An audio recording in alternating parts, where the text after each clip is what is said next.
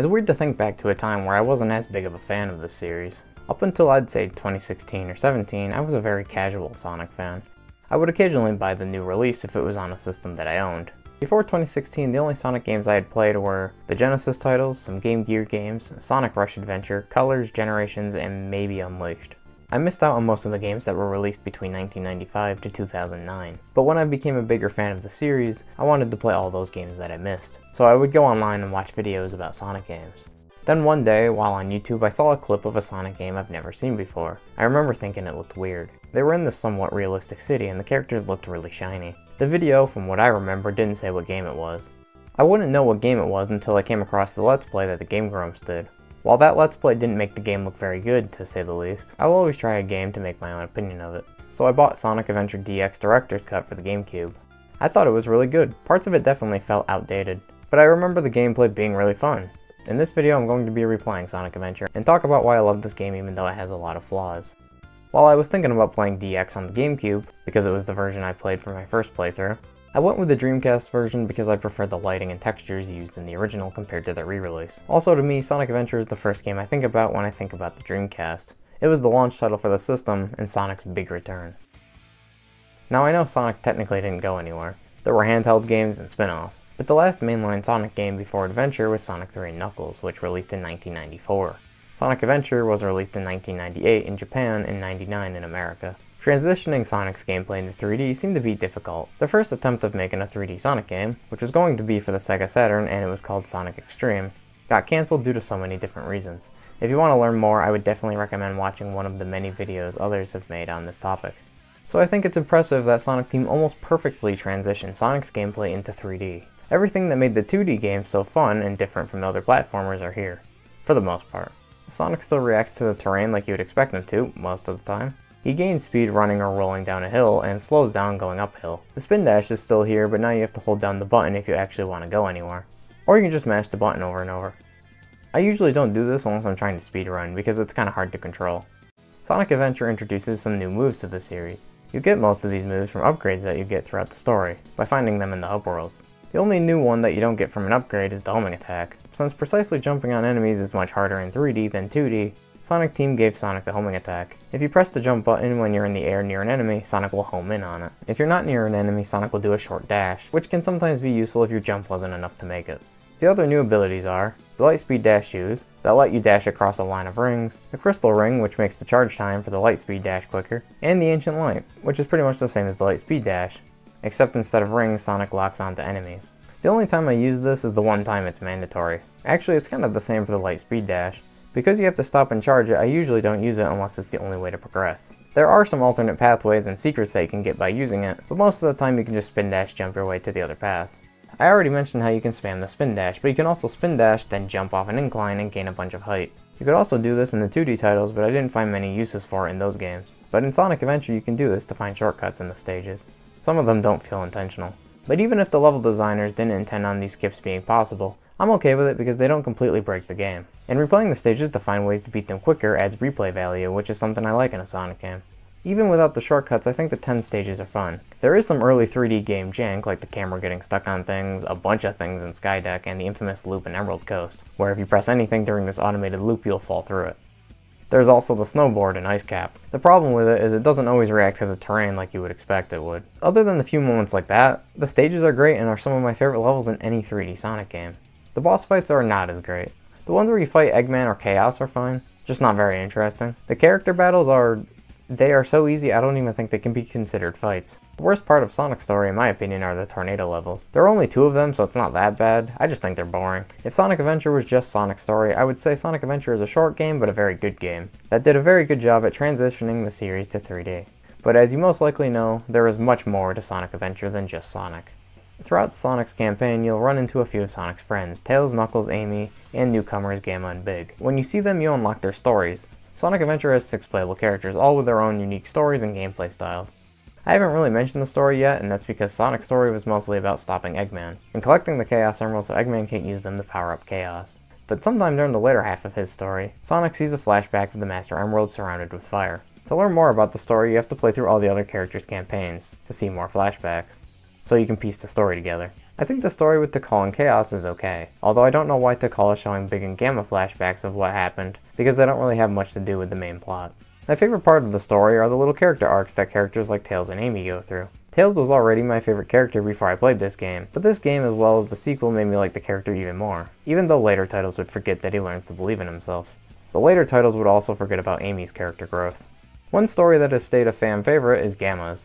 Gamma is one of Eggman's robots, but after he sees that Eggman will destroy them if they can't accomplish their mission, his story becomes about saving the Flickies that power them, and at the end he gets destroyed and it saves the Flickie that's inside of him. I think the reason why this story has stayed a fan favorite is because Gamma doesn't come back after this game. I like Shadow, but the ending of SA2 doesn't have the same impact now as it probably did when it was the newest game in the series because we know he comes back after that game. It's still a good ending though. This scene is also one of my favorites in the game because the dated presentation isn't as obvious with characters who don't have mouths. So everyone already knows this about this game, but the cutscene presentation hasn't aged well at all. For the time it was passable. Now though, the terrible lip sync and cycled animations look so weird and ruins the cutscenes for a lot of people. The voice acting also isn't great. The voices themselves I actually think fit the characters pretty well, but the acting isn't good. When I want to replay this game, I usually just pick the levels from the trial mode option in the menu, so I can just play the main stages. Speaking of which, I should probably talk about the other gameplay styles. The first character you unlock during Sonic's playthrough is Tails. Tails' story is usually the one I do last. Since Tails follows Sonic for quite a bit of his story, you play most of the same levels in the same order, which means you have to do both of the tornado levels again as well. So because of that, I leave Tails for last. Anyway, instead of just getting through the levels like Sonic does, Tails has to race Sonic to the end of a portion of a stage. Since Tails doesn't go through the whole stage, his levels are much shorter than Sonic's. He also only has 5 levels instead of 10 like Sonic. While Tails is my favorite Sonic character and I like the character growth he goes through, he's one of my least favorite characters to play as in this game, because Tails' flight ability completely breaks some of the levels. The obvious example is Windy Valley, where you can beat the level in under a minute if you know how. I know I said earlier I like finding shortcuts to skip chunks of the level, but in Sonic's levels you're still playing most of the stage. In Windy Valley you're ignoring the whole stage. Same with Skydeck. For the most part you can skip everything and get to the end. The only level I actually think is kind of fun during Tails' playthrough is Speed Highway, because it's the only one where you can't skip a bunch of the level. It's still too easy, but flying from rooftop to rooftop is fun. And like I said, I don't think there's any way to skip most of the level. I haven't mentioned the other 2 levels that Tails goes through because Ice Cap is just the snowboard section and Casinopolis is in the sewer section of the level, which has a lot of low ceilings, so you can't fly much. These levels don't feel like they were designed with a character that has the ability to fly in mind. The only one that does is Speed Highway. The others can be beaten in seconds, or the areas are too small to let you fly, or just don't let you fly at all. I wonder if this is the result of the levels being designed around Sonic first, and then the developers putting the other gameplay styles in later. While it didn't work for Tails in my opinion, I think it works for Knuckles. The goal in Knuckles' levels is to find 3 pieces of the Master Emerald. Instead of making the player look through the entire level for the pieces, they put Knuckles in the most open area of the level, and you glide and climb around to find the emerald pieces. Where the emeralds will appear is completely random, but you have a radar that blinks and turns red when you're close to one. And if you still can't find them, you can jump into the spirit to get a hint. Although the hints in this game just show you where to go. I don't know if this is an unpopular opinion, but I like the treasure hunting levels. I think the sequels levels are better, but I still enjoy these ones. Well, most of them. Skydeck can be pretty annoying if the RNG isn't on your side. The gimmick for this level is you can change the angle of the ship, and depending on which way the ship is, different doors will be opened or closed. So if you're unlucky, you might have to go back to the lever to change it. That's what happened to me during this playthrough. I had to change it twice so I could get all 3 pieces. Other than Skydeck, the rest of the levels are fun, if a bit too easy. I was able to beat most of these stages really quickly. I think the best level for Knuckles is Red Mountain, because it's the most open and it uses his abilities well. Overall, I think Knuckles' story is my second favorite in the game. The next playable character is Amy, and her gameplay style is traditional platforming, I guess. She's a lot slower than the other 3, and she accelerates slower than the others. You solve really simple puzzles and try to not get caught by this robot named Zero. Although for me, he wasn't much of a threat. I don't know if that's because these levels are easy or because of how much I played this game. I don't really have much to say about Amy's story because she only gets 3 levels. One of the levels only Amy Gamma and Big play through, but other than that I don't really have much to say. I think the best part of her story is the character development. The gameplay is just okay. I think it's kind of fun when they let you run for a bit, because Amy can do a flip by hitting her hammer on the ground. The flip lets her gain a bunch of speed and jump higher. You can use this to skip this platforming challenge. Yeah, I don't have much to say about Amy. Next up is Gamma. Gamma's gameplay style seems to be pretty divisive in the fanbase, at least from what I've seen. Gamma's gameplay style is the predecessor to the mech shooting stages in Adventure 2. Just like the treasure hunting levels, I think these mech style stages are much better in the sequel. But okay, I should probably explain what you do in these levels.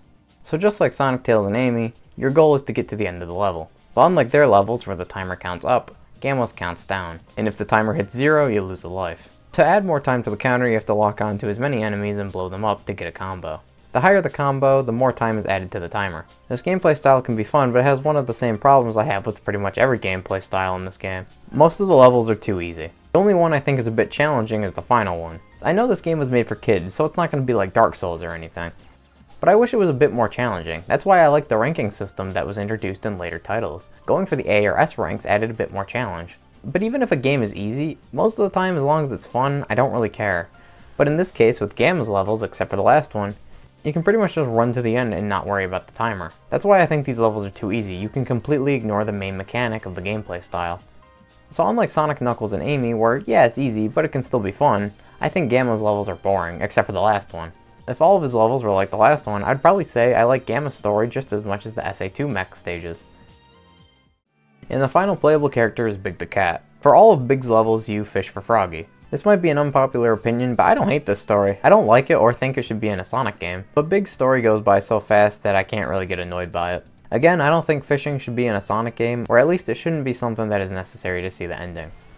Once you beat all 6 campaigns, you unlock the final story. But before we get into that, I want to talk about the optional content in this game.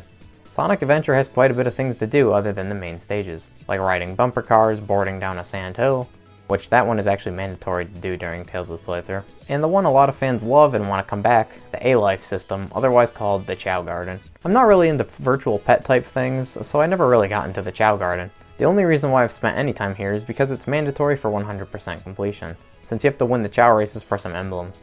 To 100% Sonic Adventure, you have to collect all 130 emblems, which you get by beating stages, playing mini-games, and finding some around the hub worlds. Every level that all the characters go through has 3 emblems to get. The C rank emblems, which you get for playing through the story mode. The B rank missions usually require you to do some sort of challenge, like beating a stage with a certain amount of rings, or not using hints during the treasure hunting levels. And the A rank missions usually require you to beat the stage under a strict time. Then there's Big's B and A rank missions. For those you catch bigger fish, but if you get all 130 emblems, you get...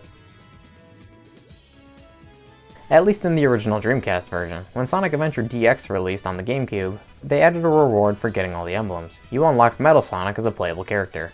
It's just a skin for Sonic. It's kind of disappointing, but it's better than getting nothing like in the original release. Now that I've talked about the extra content, let's get back to the final story. There isn't much for gameplay during this story, most of it's cutscenes, which makes sense. But after a bunch of cutscenes, it's time for the final boss fight, Super Sonic vs. Perfect Chaos. You have to gain enough speed to travel up the water and hit the top of Chaos, while dodging projectiles from Chaos as well as watching your ring count, because just like in the classic titles, once your ring count hits 0, you lose your super form, and if it happens during this fight, you lose a life.